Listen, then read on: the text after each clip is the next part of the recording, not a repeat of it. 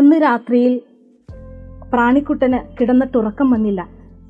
തനിക്ക് ചുറ്റും എന്തോ സംഭവിക്കുന്നത് പോലെ, ആ രാത്രിക്ക് എന്തോ പ്രത്യേകതയുള്ളതുപോലെ അവന് തോന്നി. എങ്ങു നിന്നോ ഒരു സ്വർഗീയ സംഗീതം കേൾക്കാമല്ലോ. എന്താണ് സംഭവിക്കുന്നതെന്നറിയാൻ അവൻ അങ്ങുമിങ്ങും മൂളിപ്പാട്ടും പാടി പറന്നു നടന്നു. അപ്പോൾ അവൻ ആ കാഴ്ച കണ്ടു. അതാ അങ്ങകലെ ഒരു കാലിത്തൊഴുത്തിൽ ഒരു ദിവ്യനായ ശിശു. അവൻ്റെ ഇരുവശവും മാതാപിതാക്കൾ നിന്ന് അവനെ പരിചരിക്കുന്നു. ആകാശത്ത് സ്വർഗീയ മാലാഖമാർ സ്വർഗീയ സംഗീതം പാടുന്നു. ഓ, എന്തൊരു മനോഹരമായ ദൃശ്യം! ആ കാഴ്ച കാണുവാൻ അവൻ അടുത്തു ചെല്ലുന്തോറും അവൻ്റെ സന്തോഷം കൂടി വന്നു. അവൻ ഓർത്തു, തൻ്റെ കൂട്ടുകാരെയും വിളിച്ചുകൊണ്ട് വരാം. അവൻ പറന്നു ചെന്ന് തൻ്റെ പ്രിയപ്പെട്ട കൂട്ടുകാരായ കഴുതക്കുട്ടിയെയും കാളക്കുട്ടിയെയും പശുക്കിടാവിനെയും ആട്ടിൻകുട്ടിയെയും എല്ലാം വിളിച്ചുകൊണ്ട് വന്നു. അവരും വന്നു കണ്ടു ആ മനോഹരമായ കാഴ്ച. ഓ, എന്തൊരു ദിവ്യനായ ശിശു! എന്തൊരു തേജസ്സാണ് ആ മുഖത്ത്! കണ്ണെടുക്കുവാനേ തോന്നുന്നില്ല. ആദരവും സ്നേഹവും ഭക്തിയുമെല്ലാം അവരുടെ ഹൃദയത്തിൽ നിറഞ്ഞു.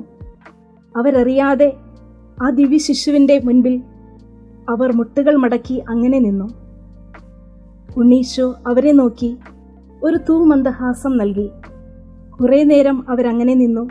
പിന്നീട് ആഹ്ലാദാരവത്തോടെ അവർ തങ്ങളുടെ ആലകളിലേക്ക് തിരിച്ചുപോയി. എന്നാൽ ആ പ്രാണിക്കുട്ടന് അവന് തിരിച്ചു പോകാൻ തോന്നിയില്ല. അവൻ അവിടെ തന്നെ നിന്നു. ഉണ്ണീശോയുടെ പാദങ്ങളിൽ മുട്ടിയൊരുമി അവൻ അങ്ങനെ നിന്നു. അവൻ്റെ കണ്ണുകളിൽ നിന്ന് കണ്ണുനീർ സന്തോഷാശ്രുക്കളായി ഇങ്ങനെ വീണുകൊണ്ടേയിരുന്നു. ഉണ്ണീശോ അവനോട് പറഞ്ഞു, നിന്റെ ഈ കൊച്ചു പ്രവൃത്തി നീ കൂട്ടുകാരെയൊക്കെ എൻ്റെ അടുത്ത് വിളിച്ചുകൊണ്ട് വന്നില്ലേ? ആ കുഞ്ഞു പ്രവൃത്തി എനിക്ക് ഒത്തിരി ഇഷ്ടമായി. ഞാൻ നിന്നെ അനുഗ്രഹിക്കുന്നു. ഉണ്ണീശോ തൻ്റെ കുഞ്ഞു കൈകൾ നീട്ടി ആ കൊച്ചു പ്രാണിക്കുട്ടനെ അനുഗ്രഹിച്ചു. അത്ഭുതമെന്ന് പറയട്ടെ, ആ പ്രാണിക്കുട്ടൻ്റെ ശരീരത്തിൽ നിന്ന് പ്രകാശം ഇങ്ങനെ പ്രസരിക്കാൻ തുടങ്ങി. അതാ അവൻ അങ്ങനെ മിന്നാമിനുങ്ങായി. പ്രിയപ്പെട്ട കൊച്ചു കൂട്ടുകാരെ, നമ്മൾ ചെയ്യുന്ന നന്മ പ്രവൃത്തി എത്ര ചെറുതാണെങ്കിലും അതുണ്ടാക്കുന്ന ഇഫക്റ്റ് വളരെ വലുതാണ്. നമ്മൾ മറ്റുള്ളവരിലേക്ക് നന്മ ചെയ്യുവാൻ, മറ്റുള്ളവരുടെ സന്തോഷത്തിനായി നമ്മൾ പ്രവർത്തിക്കുമ്പോൾ അത് മറ്റുള്ളവർക്ക് അനുഗ്രഹവും സന്തോഷവും നൽകുന്നു. നമ്മുടെ ജീവിതവും സംതൃപ്തി കൊണ്ട് നിറയുന്നു. അങ്ങനെ നമ്മൾ മറ്റുള്ളവർക്കും അനുഗ്രഹമായി മാറുന്നു. അവരുടെ ജീവിതവും അനുഗ്രഹമായി തീരുന്നു. നമ്മളായിരിക്കുന്ന ഇടങ്ങളിൽ ഒരു പോസിറ്റീവ് വൈബായി മാറാം.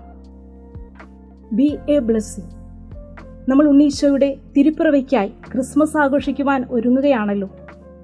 ഈ വർഷത്തെ ക്രിസ്മസ് ഇങ്ങനെ കൊച്ചു നന്മ പ്രവൃത്തികൾ ചെയ്ത് പുതുമയുള്ളതാകട്ടെ, കൃപയുള്ളതാകട്ടെ. നമ്മൾ ക്രിസ്മസ് അവധിക്കാലത്ത് കൂട്ടുകാരുടെയും പ്രിയപ്പെട്ടവരുടെയൊക്കെ വീടുകൾ സന്ദർശിക്കാറുണ്ടല്ലോ.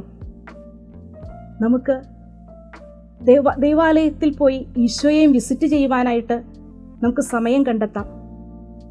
നമ്മൾ മാത്രമല്ല കേട്ടോ, നമ്മുടെ കൂട്ടുകാരെയും കൂടി ഒന്ന് മോട്ടിവേറ്റ് ചെയ്യണം. അവരെയും ഈശോയുടെ അടുത്തേക്ക് കൊണ്ടുവരാം. ഈശോ ഒത്തിരി സന്തോഷമാണ് മറ്റു കൂട്ടുകാരെ കണ്ടപ്പോൾ എന്ന് ആ പ്രാണിക്കുട്ടനോട് പറഞ്ഞില്ലേ?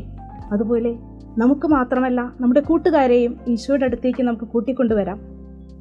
അപ്പോൾ ഈശോ നമുക്ക് വേണ്ടി ഒരു സർപ്രൈസ് ഒരുക്കി വച്ചിട്ടുണ്ടാകാം. ഈശോയുടെ അടുത്തേക്ക് അങ്ങനെ കൂടുതൽ സ്നേഹത്തിലേക്ക് നമുക്ക് നടന്നെടുക്കാം. ഈ ക്രിസ്മസ് കൃപയുടേതാകട്ടെ, അനുഗ്രഹത്തിൻ്റെതാകട്ടെ. ഏവർക്കും ദൈവാനുഗ്രഹം നേരുന്നു. നന്ദി.